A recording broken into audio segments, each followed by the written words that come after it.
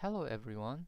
Today I would like to show you a CBCT scan of a patient with missing lateral incisors, congenitally missing lateral incisors. By looking at this 3D rendering, it's easy to note that lateral incisors are missing bilaterally and the space has been maintained by some sort of a wire that's placed along the lingual surface. So let's take a look at how the bone looks underneath the soft tissue. As always, I would like to start out with the axial view. And let's get to the root apices.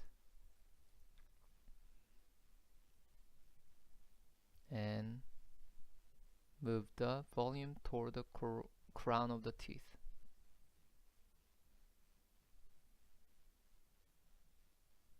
Okay.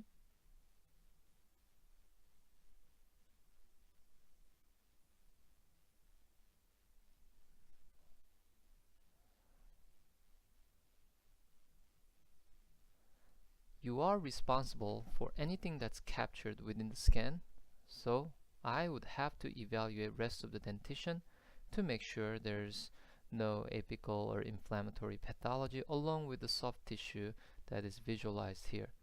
But for the sake of this video, I want you to just pay close attention to this area. So far, I like that the trabecular pattern of this region is consistent with the remainder of the maxilla, meaning the sites have been fully remodeled and healed, and that it is normal. Now let's look at the coronal section. I, by the way, should not have used the word healed. I like to use that term when teeth have been extracted, but again, there was no teeth to be extracted to begin with. So this is just a normal trabecular pattern of the edentulous sites 7 and 10.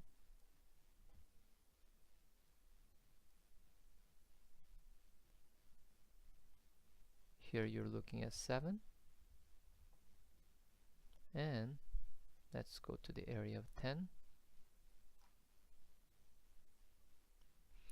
One thing that I want to point out is that there is a rather prominent buccal concavity. So why don't I create a corrected cross-sectional view of the area? So right here, this plane is corresponding to this particular plane that you see in the 3D rendering. So a rather prominent buccal concavity, such that if you're planning an implant, you want to make sure that it does not perforate the buccal cortex. Likewise, when we look at site number 7, it also has a rather prominent buccal concavity, and we can see that once again here. Okay, right here, a very prominent depression. This is consistent with the lateral fossa that we see as part of a normal anatomy. Okay, I have also placed, we have a virtual rendition of implant, and you can see from the 3D rendering that it is essentially bisecting the angle between the two and have it placed parallel to the adjacent teeth, and also for number 7, implant number 7, it is positioned parallel. So let me demonstrate that to you by changing the volume and showing you that the implant is planned to be placed between the two adjacent teeth. And if you make the measurements, let's see if I can have it show up. Wait, I'm going to make a measurement for us here. And we're getting roughly 5.4 and 5.8. Let's go ahead and take a look at the other side. Excuse me.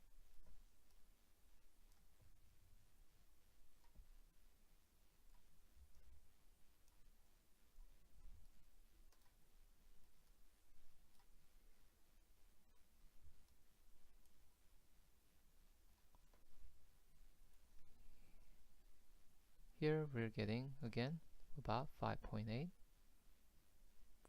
5.4. So both sides are pretty similar in terms of its interradicular width. So that's it. Very, very interesting case. Again, without the help of cone beam CT, it would be definitely more difficult to treatment plan and place this implant precisely. Again, we do not have a lot of room. As you saw, it was under 6 millimeter, and that's going to pretty much dictate the size of the implant. This particular virtual implant that you're seeing has diameter of 3.5 millimeter and the length of 11.5. So in terms of its length, we have obviously additional ridge height to place it longer, but for the diameter, this is pretty much the upper limit of this implant. We would not feel comfortable placing implant much wider than that. Okay, thank you very much for your attention, and I'll see you in the next video. Bye.